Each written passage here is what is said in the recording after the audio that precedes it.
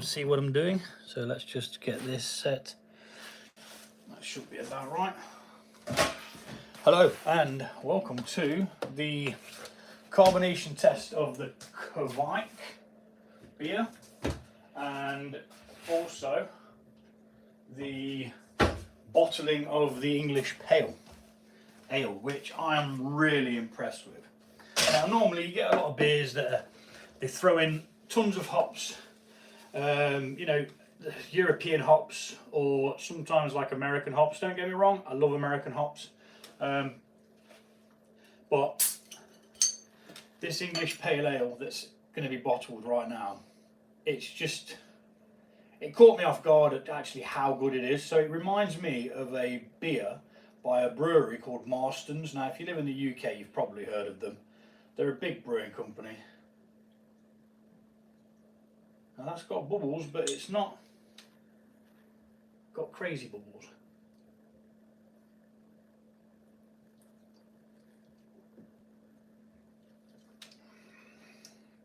Not bad at all. So this is the Kveik. It is 6.3%. Somebody's notifications blocking something. So yeah, that's what we're going to be doing. A quick taste of this. I mean, I think I caught a bit of sediment in there. It's not completely gone out. This is going to take another 3 weeks in the bottle, hopefully. But it all depends on whether I drink it before then.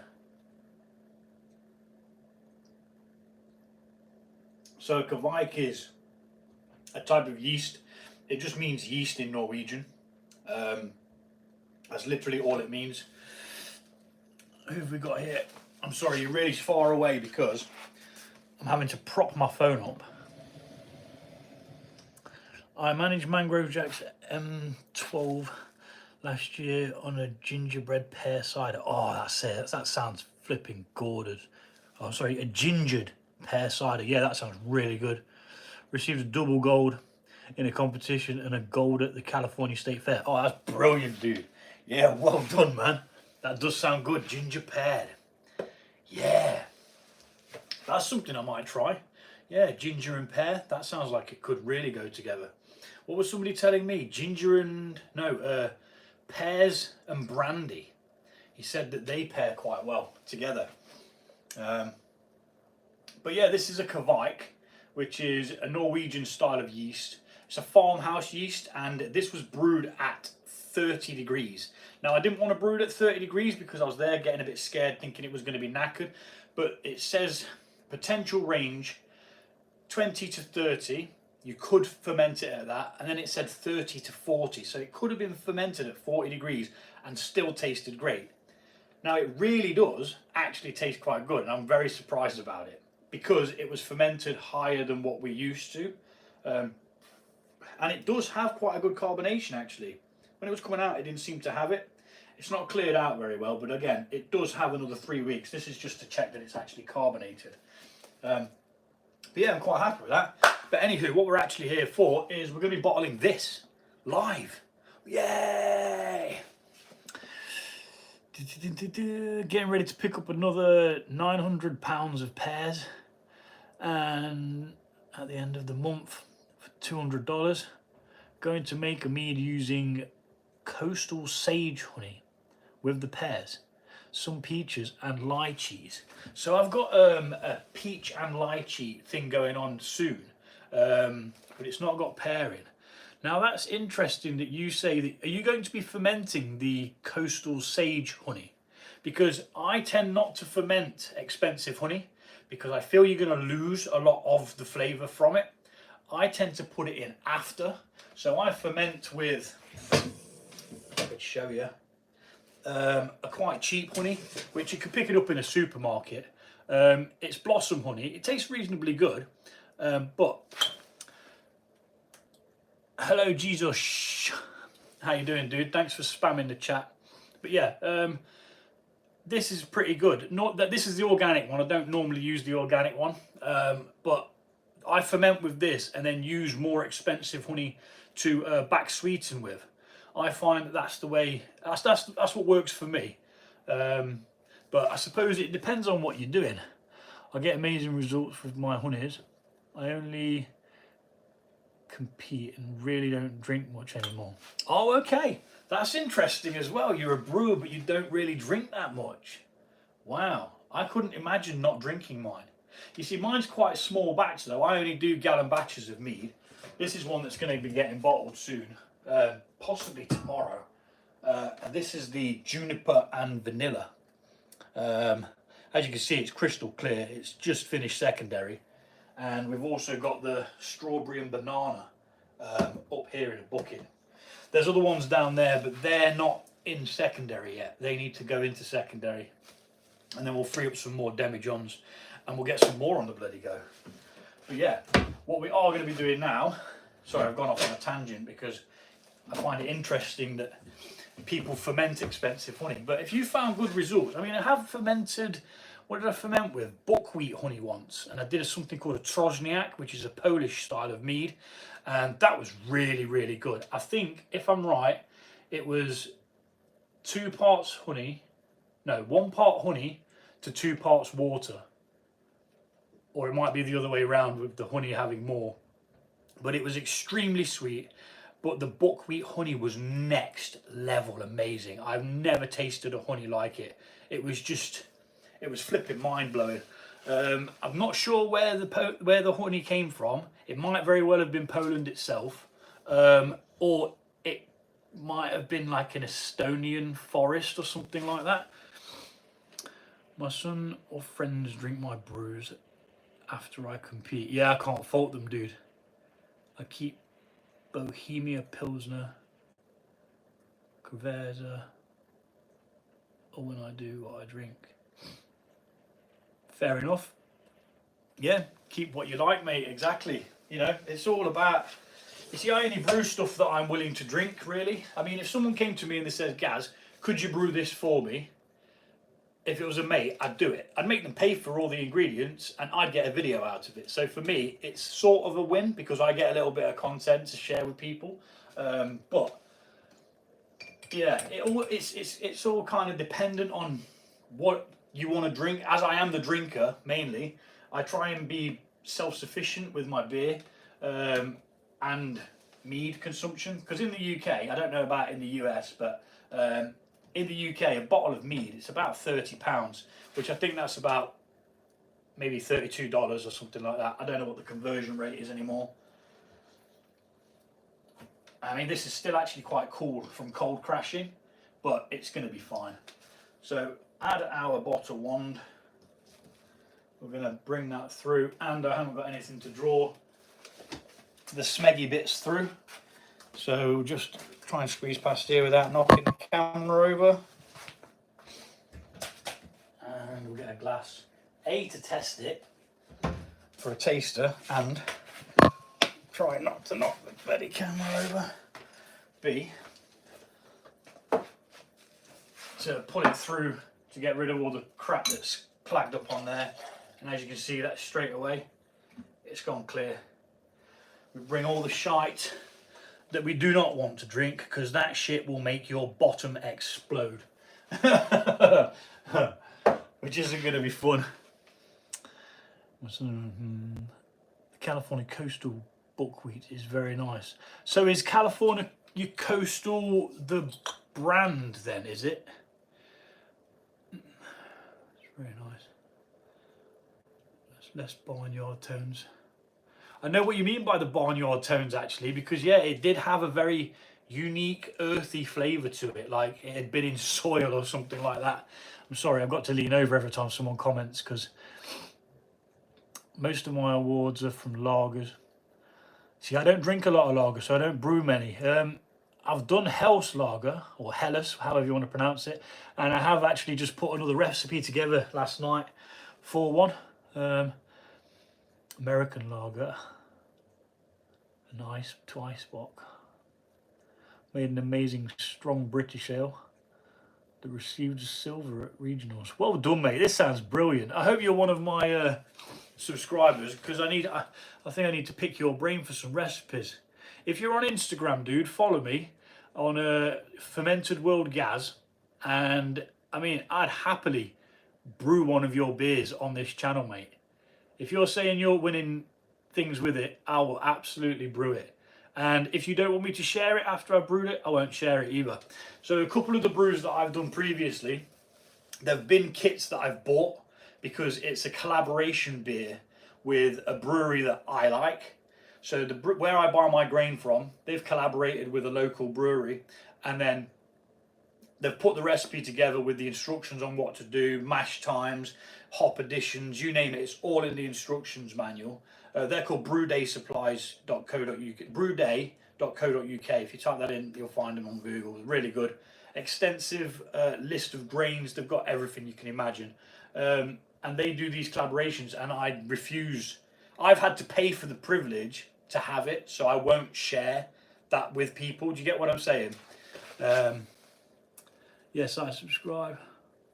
Water quality is critical to making a great brew. Yeah, you see, I'm not really all down with the water chemistry part of it. What I do is I just got a tip one day off some the head brewer at Shiny Brewery, and he says if you're doing a dark beer, you use less treatment with the gypsum powder, and if you're doing something that's juicy, you want to up it up to about 3 grams is what he recommended for my small scale brew here. So let's have a little taste of this. I mean, it's not 100% cleared out, but that's the English Pale Ale. Really good. I tasted it yesterday actually. Oh, it does. It does taste like Marston's EPA. It's good session beer as well. It's not all that strong. I think it was about 5.5%. Not bad at all.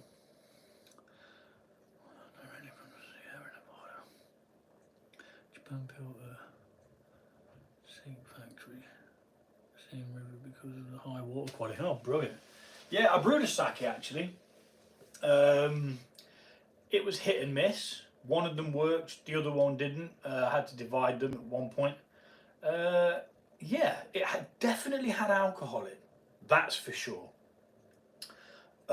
You could probably clean your dishes with it, or like use it as line cleaner. It was strong, and obviously I am not a sake master. I just had a go at it. It was a bit of fun just to see if I could. I made alcohol, but yeah, it wasn't all that great, you know. It really wasn't. Anywho, less waffling, more bottling. But yeah, so Sierra Nevada. The brewery Sierra Nevada, they do quite a good selection of beers, don't they? Now, I might be ignorant. I think that's the name of the brewery. It very well might not be. That might be the name of the beer. I'm sure it's Sierra Nevada.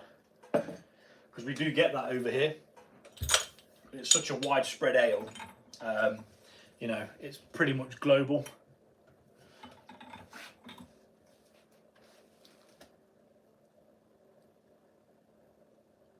Oh, brilliant. So you're right, you're not that far away from the brewery. Oh, that's classic, mate. Nice one. Absolutely brilliant. So I bet like when you have one of their beers, I bet it's like super fresh. So some of the breweries that we have around here, like I've said before, Shiny Brewery, we've had stuff that's been canned that week, and then it rocks up on our doorstep, and it's just like amazingly fresh. Not to say that any that come from further afield, like Northern Monk and that like Yorkshire way and stuff. Yeah, they're still pretty good if you buy it direct, because you can buy their stuff in the supermarkets as well. If you ever do get to sample a Northern Monk beer, I highly recommend it. 2 hours away. Yeah, you see, America's huge, isn't it? If I travelled 2 miles, if I travelled for 2 hours, I could reach the coast. You see, I'm in the Midlands, so I'm like wham bam in the middle. well, it's not the middle, it's on the east side of the middle, East Midlands, the land of Robin Hood.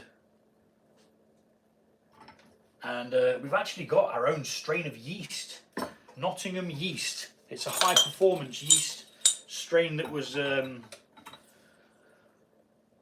cultivated and isolated by, is it Lallemans? I want to say Lallemans, it might not be. It might be a different company. But that yeast is really good.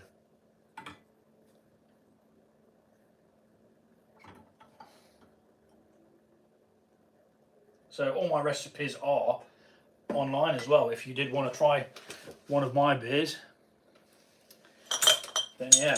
So I'll talk you through what we're actually doing, because we've got a couple more people in now. Hello to everybody, hope you're doing fine. We're pulling the beer off through the bottle wand into the bottles. Then we're going to hoy it up here, and we're going to add a small amount of sugar. What that's going to do is it's going to re-kick off a small fermentation, which will cause a little bit more alcohol, nothing that we can really measure, and some CO2 bubbles, which are then going to be trapped into the liquid. They can't go anywhere, so they're forced into the liquid. And then we're going to leave it for probably 3 weeks. Well, no, actually, we're going to leave it somewhere warm for 1 week so that the carbonation can actually start. And then we're going to leave it in a cooler place for about 3 weeks. Or depending on when I run out of other homebrew, because I'm not really too bothered about waiting. It probably will taste better, but I'm just not willing to spend the absolute fortune that it costs to buy, you know, beers from the store.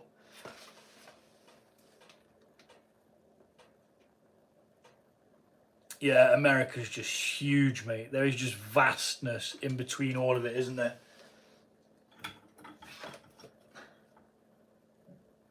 Yeah, it's a lot bigger compared to England or the UK, whichever one you want to call it. Obviously, the UK combined's bigger than England on its own, but flipping dog hairs everywhere. Yeah, if you ever do get the chance to have any of my beers, guys, there may be a dog hair in it. It comes free, you know, you don't have to pay for it or anything. I do give samples out to friends, but I do ship my mead to people for little tasters and things like that. I had a little plan earlier on, actually, a little bit of an idea where I'm going to brew a whole batch of mead, which is solely for people to try. I'm not sure logistically how I'm going to manage it, because obviously it's going to be quite expensive to ship it to people, because a litre bottle normally costs me about £6 to post it to somebody. And it's not the fact that it's the money that bothers me. It's if there's like 20 people who want a bottle, it's going to cost a pretty penny, isn't it, to be able to send it to everybody. And unfortunately, I won't be able to send it abroad.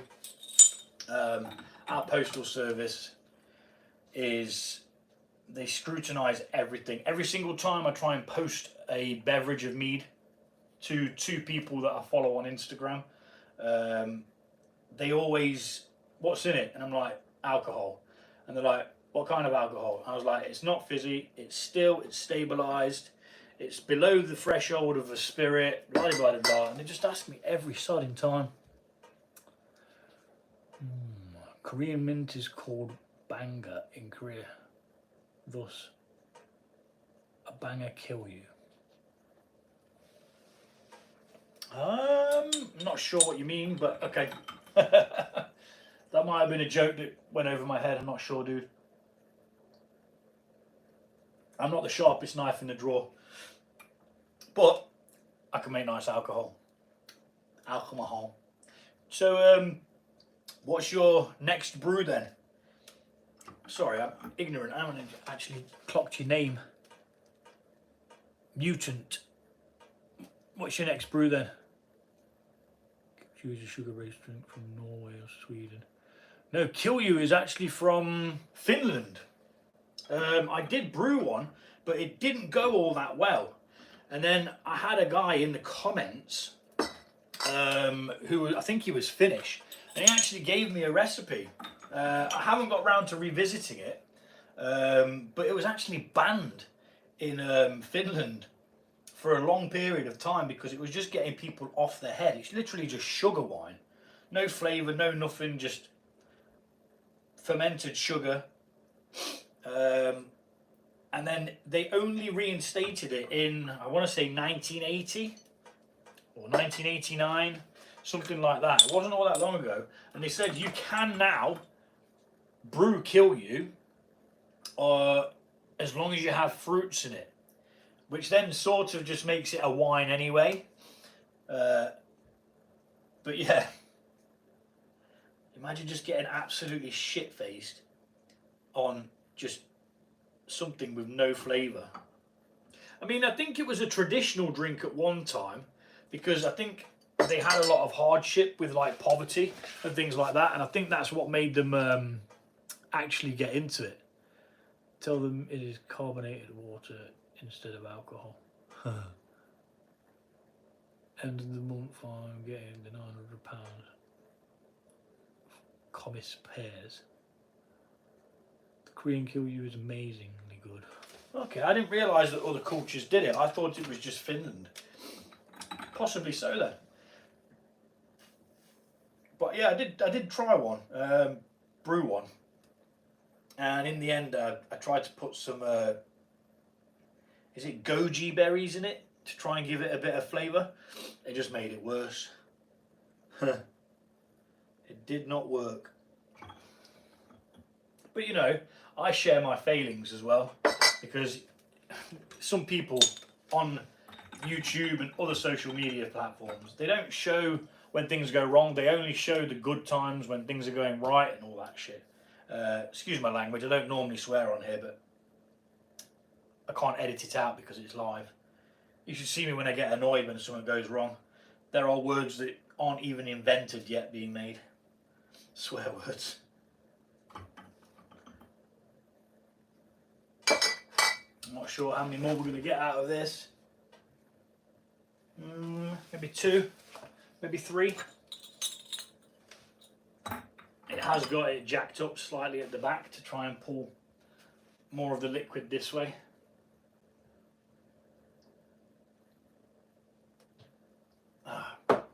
So, Mutant, if you're from America, I'm not quite sure where my friend Ray Finkel's from. He's a subscriber. Go check out his YouTube channel, dude. It's called Tailgate Tin Type. And it's like some amazingly old camera. Like the camera's older than your gran, you know. It's older than your gran's gran, probably.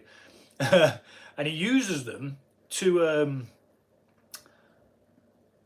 print photos onto tin.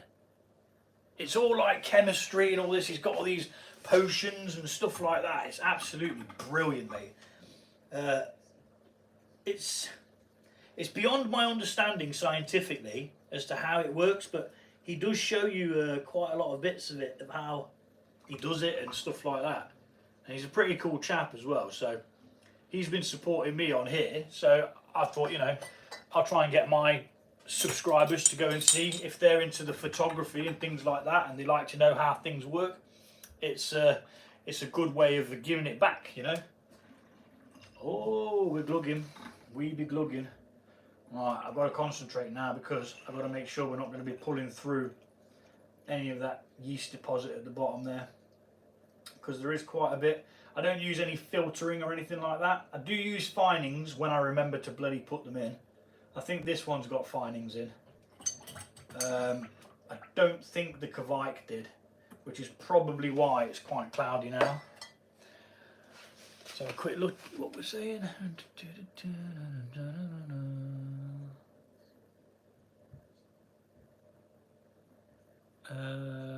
I'm growing wintergreen plants to hopefully experiment with using that in a brew. I'm not sure what wintergreen plants are, dude. I grew up with 8 wicked stepsisters, so your language is nothing. Okay, dude, brilliant. As long as you are okay with that. My son would love the tin type photography. Okay, yeah, it's tailgate tintype, it's called. And I think there's a picture of a dude on a motorbike or some sort of bike on the profile picture. I have a Nikon DH2 with some awesome photos that I use for beer labels. Yeah, sweet. My son is doing more photography than I am. Brilliant. Yeah, do go check him out, mate. He'd really appreciate the subscribers because he hasn't got enough yet for YouTube to allow him to go live. And when you go live, it does actually help generate more viewers because people then see what you're doing instead of just scrolling past. Because like people now, they'll be looking, say, and they'll see that there's somebody on a live and they might be like, oh, what's this dude doing? And they might jump in, realise it's something that they like. Maybe they want to get into homebrew. Yeah, so it's all good. Oh, you need to pull it down. This is probably the last one, guys, as we are cutting it fine here. I do apologise if there's any random noises. The kids are upstairs charging around, just generally being children, as they do, even though they've been told to be quiet while I do this. But you know, kids be kids, man. Asking children to be quiet is like asking a dog not to eat the steak that's on the table, isn't it? Right, we're not going to get another one out of that. There's no chance. Not a chance in hell. So tap off. That will go down there. I think I'll just drink that. There's no point wasting it. That can go in there. Get this out of the way, and then we can hoy you guys up. And then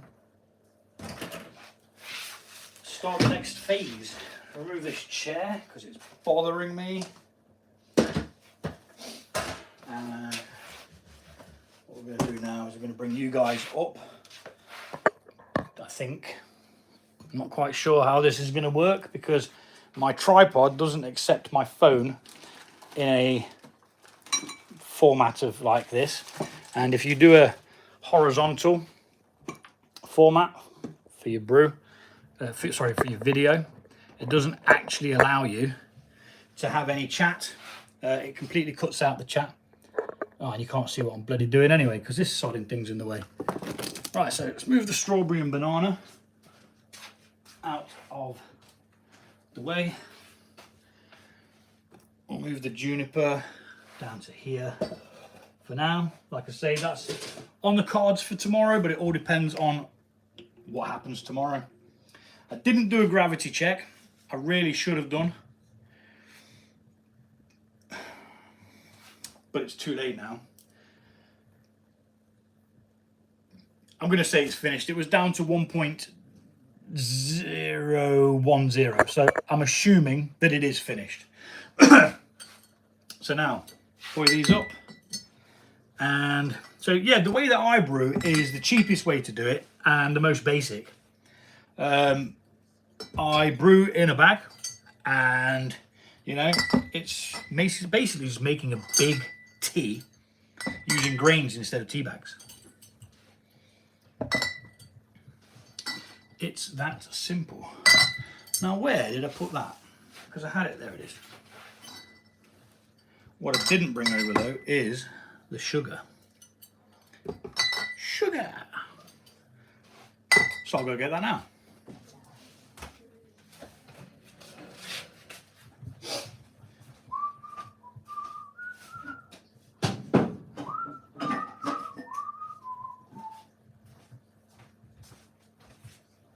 Guys, it's time for bed. Can you get your teeth done, please? Thank you. I didn't realise what bloody time it was. Damn. Time has ticked on. Okie dokie. I am still recording as well, by the way. If you wouldn't mind keeping it down, just for now, it'll be much appreciated. And it will save me having to assassinate you with extreme prejudice. Right then, so where are we at? Have I missed anything? Hello, Ray. How you doing? I've just been talking to Mutant Rafe. Not sure how you pronounce the last one. I'm going to call you Mutant, dude. And his son might be interested in your tin type thing. I wish I knew how to brew back when I was in high school. I'd be everyone's friend. You know what, dude? I totally agree. I wish I'd have got into this so much earlier.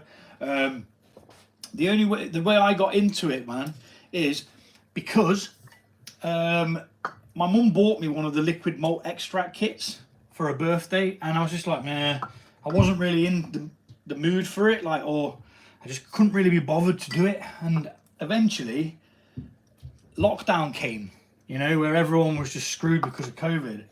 And then I was just like, I need a hobby that's indoors, because I'm a mountain biker, you see, so I ride my mountain bike. And I used to do that all the time, but there was like, you can't go out, and I was like, oh my gosh. So I started brewing, and I sat one day, opened this bottle of beer in my back garden that I'd brewed myself, and mate, I have not looked back since. Then I started mead, probably, I want to say the same year, but it might not be, you know. And mead's actually easier to brew than flipping beer. You know, beer can be quite bloody difficult. What are you bottling? So this is the English Pale, dude. I've done a live pour of the Kveik as well, which is the Norwegian farmhouse style yeast.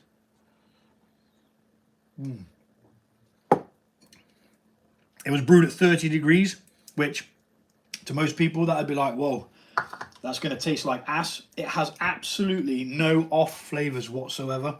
There's no like banana-y, bready, clovey flavors or anything like that you get sometimes if something's been over, you know, it's gone over like the temperature threshold.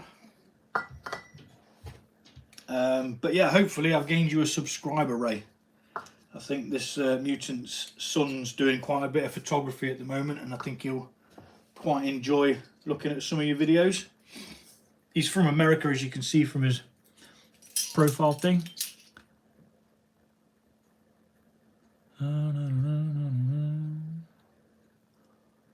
When I was in high school, I hung out with a band called City Kid, which became Tesla. My son learned guitar, bass, harmonica, and vocals from the folks, deeply intertwined with the musical system. Very good. I love music. I listen to pretty much anything, from the hardest gabber that will just like make your brain vibrate to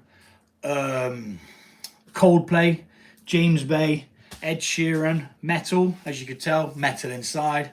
I listen to rap.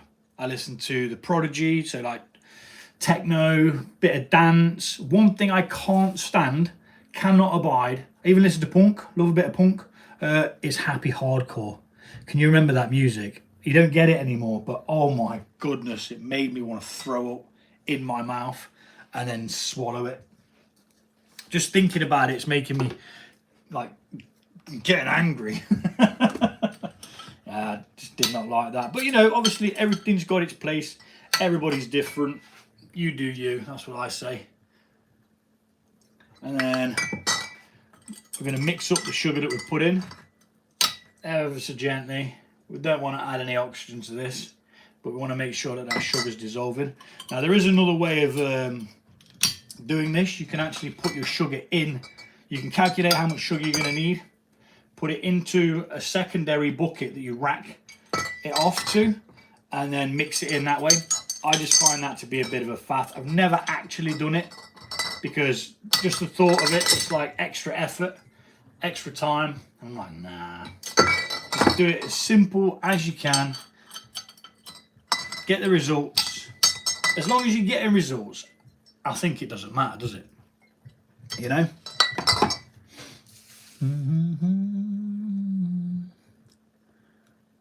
Had to pump that banana wine.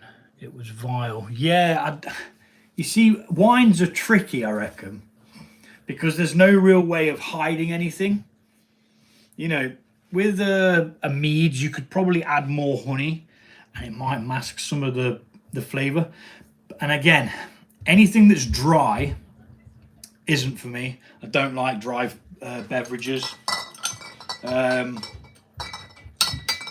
That's just me. I just can't deal with wine in general. It's when you drink it and it's like, it like removes the inside of your mouth, makes it want to implode. It's like, nah, I can't deal with it.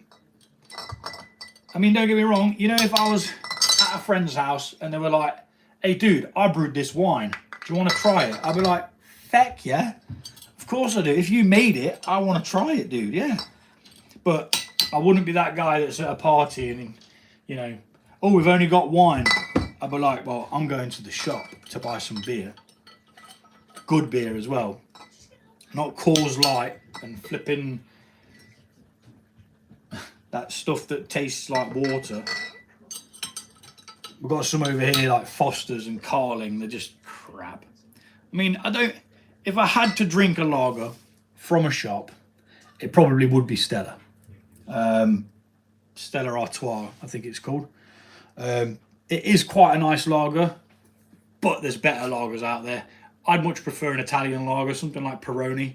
It's got more about it, more flavour. My favourite person to talk with is Scott Wino Weinrich.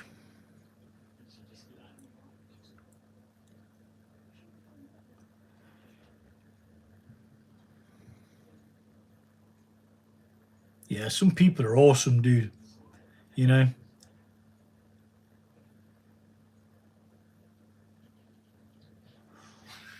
Allulose. What's allulose? And devise my own acid blends for each wine. Allulose, is that something that's like an unfermentable sugar? Kind of like lactose, unfermentable, but obviously lactose is derived from milk.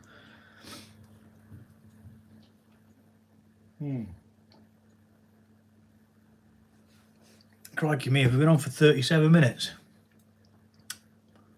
Allulose is a non-fermentable with a clean taste. I'm going to write that down, dude. You see, this is why lives are great, because it's great to be able to interact with you guys, you know, and actually have a conversation, so to speak. Obviously, it's sort of one-sided because I'm talking at you all the time, but you get to have your little say as well, which I think is valuable. Allulose.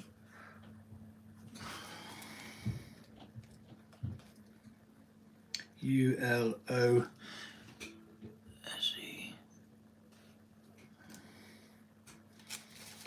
And do you use that for all of your wines then, Mutant? Is that one that you'd use for back sweetening all wines, or do you only do it with particular wines? Pardon me. Getting ready to start my first beer soon. Ray, I can't wait, mate. You're going to be absolutely blown away.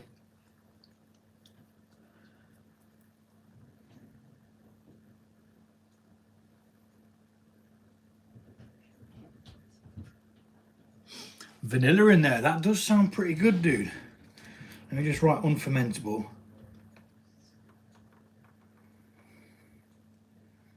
Unfermentable, it's weird actually writing that, because why would you want something that you can't ferment? But obviously I know what it's for, but everything that I do is ferment. It's like, what do you mean I can't ferment it? So now I'm going to bloody possibly try and ferment it, try and make it ferment. Like pitch so much goddamn yeast that it's like, I've got to do something. Unfermentable.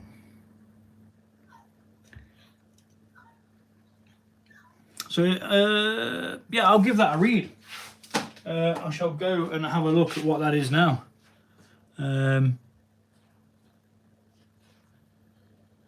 See, I've heard things about tonka bean, that it can be bad for you. But again, in moderation, you know, is it?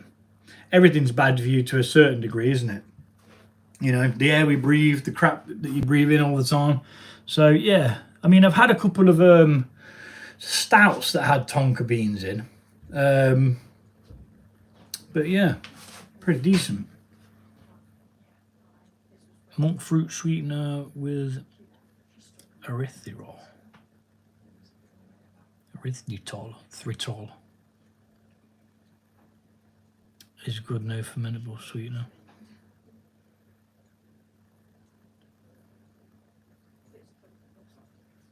Yeah, I've had a stout. I'm sure it was a stout that had them in before. But yeah, that's it. We'll get these labelled up with a date, ABV, what they are, and they're going to sit here. They're going to have to warm up a little bit more actually, because they're still quite cold from the cold crash. They've not warmed up much. We've had a bit of a respite in the heat wave. But yeah, these are going to sit for a week in here. They're going to get all nicely carbonated with some lovely bubbles, and then we're going to move them to a cooler area for them to mature. For about 3 weeks, that's the aim. But if I run out of beer in the meantime, I will be opening the Kveik, and I'll be opening these. As long as they're carbonated, I'm not really that bothered.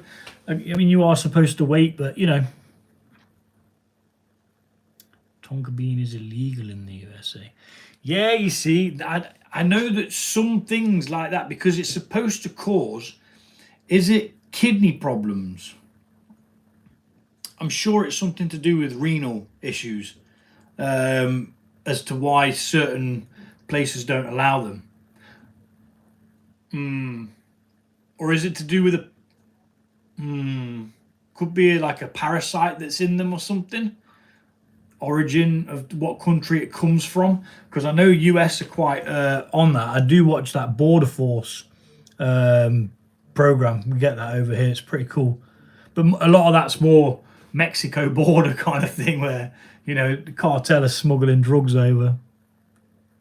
It impacts the heart. Okay, yeah, that might be it then. Yeah, now you've said that, I do reckon that's something that I've heard. Yeah, I thought it was renal. I thought it was something to do with the kidneys. Could be wrong though. But anywho, thank you for everybody who's joined us today. If you're not already a subscriber, don't worry. We'll be back doing lives again. I don't care if you subscribe or not. I'm not one of those like and subscribe guys. Never will be. I want people to be here because they want to be here. Not because I've said that if you don't subscribe, I'm going to be under your bed at 2 a.m. in the morning, because that is just ridiculous. What kind of fool says shit like that to get followers? Just be real with people. Aww. Well, I assassinated a fly, but I lost my little Viking plate in the process. Hope you have more lives. Yeah, I mean, normally what I do is, they're normally at the weekend. This was a bit of a random one because I had to bottle this. I stopped doing the bottling because it was just a lot of sped up thing, and it's not really great content unless you're engaging with people at the same time. So I did think that, you know, what I'll do is I'll start bottling live if I've got time to, because I mean, this would have taken me a lot less time. We've been here 43 minutes. Are you celebrating the 4th of July when the US became independent? If you're asking me, no, I do not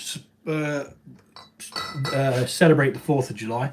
It's not something we really do in the UK. But yeah, I do know that it's a big thing in America, and I hope you all have an absolutely smashing time. I do know that you guys, when you do go partying, you do go partying. Yeah, so have an absolutely fantastic time. I mean, it's what's today?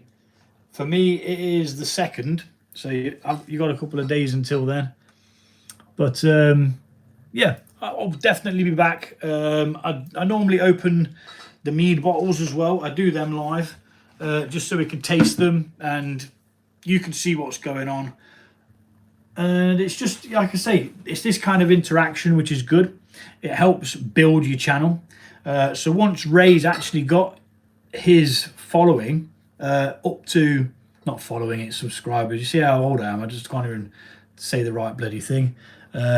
Once he's got his up to the 50 subscribers that you need, he can then do lives, which then reels more people in, because people will be scrolling and be like, oh, what's this dude doing? And then sometimes it's not for them, so they'll just carry on, which is perfectly fine. You know, I don't want people here that don't want to be here.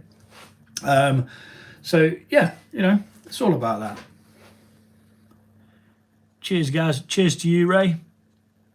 if you're celebrating the 4th of July and I don't hear from you or see from you before, I mean, this weekend I am opening the Pyment. That'll probably be Saturday evening for me. Not sure whether you guys are in front or behind me in time, but I will be on checking out the Pyment, which, for those that aren't aware what it is, it's a mead that uses fermented grape juice as well as honey. Would you like to be the 51st state? Yes, we go. Greenland, Canada.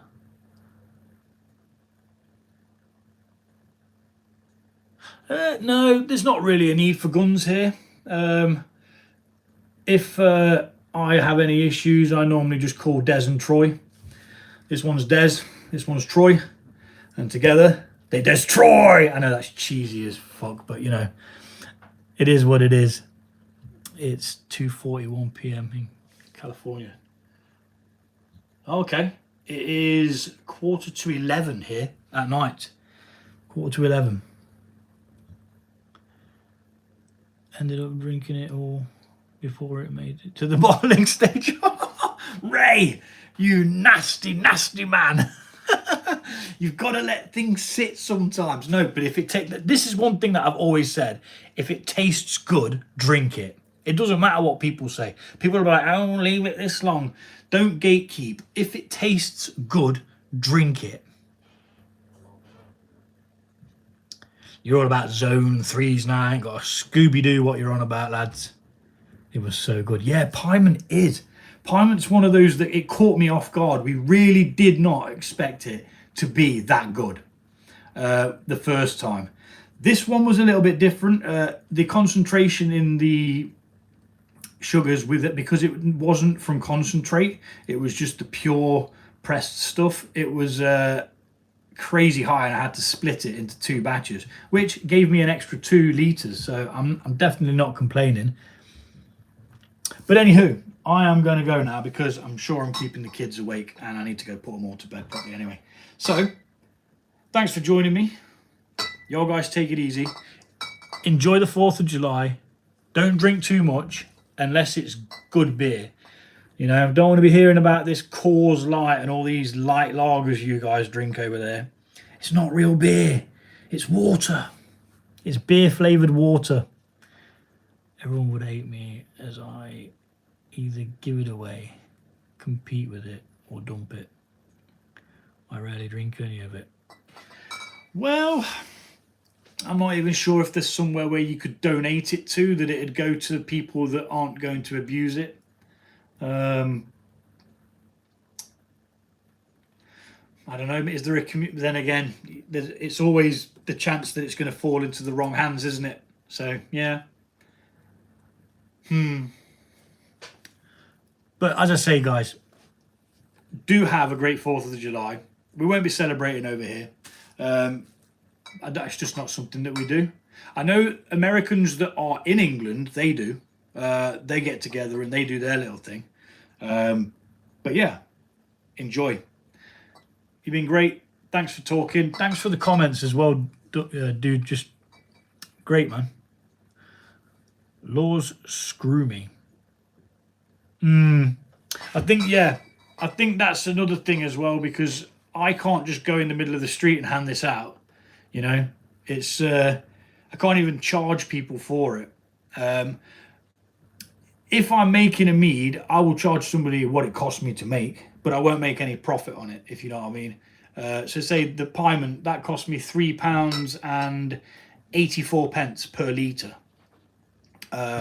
which is a big old bottle of it, you know. So I just charge them that. Simple as that.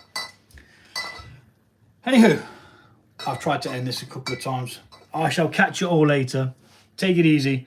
Do go check out tailgate tintype photography thing. It is mind-blowing. Ray, thank you very much. Mutant, thank you very much. Take it easy, guys. I'll see y'all soon.